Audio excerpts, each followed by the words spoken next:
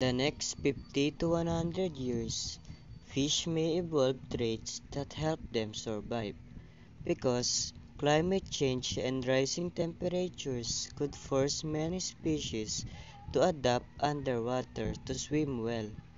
In 50 to 100 years, fish have greater heat tolerance and some will become smaller because of heat and pollution.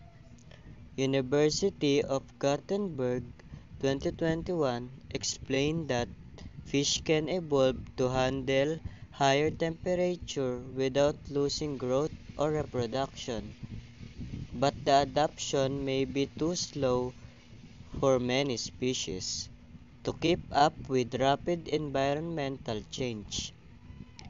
This results that while other fish will adapt, some may struggle to keep up to the environmental change.